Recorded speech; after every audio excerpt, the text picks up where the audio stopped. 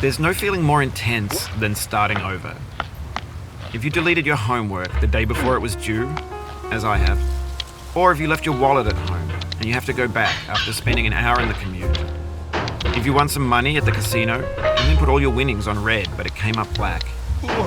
If you got your best shirt dry cleaned before a wedding and then immediately dropped food on it. If you won an argument with a friend and then later discovered that they just returned to their original view. Starting over is harder than starting up. If you're not ready for that, like if you've already had a bad day, then what you're about to go through might be too much. Feel free to go away and come back. I'll be here. Alright, thanks for coming with me on this trip. I'll understand if you have to take a break at any point. Just find a safe place to stop and quit the game. Don't worry, I'll save your progress, always, even your mistakes. This game is a homage to a free game that came out in 2002 titled Sexy Hiking. The author of that game was Jazuo, a mysterious Czech designer who was known at the time as the father of B games. And B games are rough assemblages of found objects.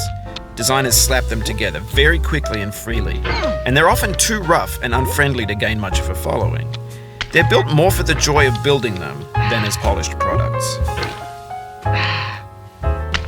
In a certain way, Sexy Hiking is the perfect embodiment of a B game. It's built almost entirely out of found and recycled parts, and it's one of the most unusual and unfriendly games of its time. In it, your task is simply to drag yourself up a mountain with a hammer. And that act of climbing, in the digital world or in real life, has certain essential properties that give the game its flavor. No amount of forward progress is guaranteed. Some cliffs are too sheer or too slippery.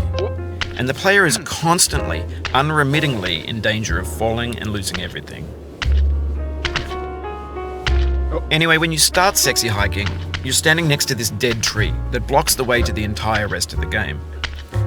It might take you an hour to get over that tree, and a lot of people never got past it.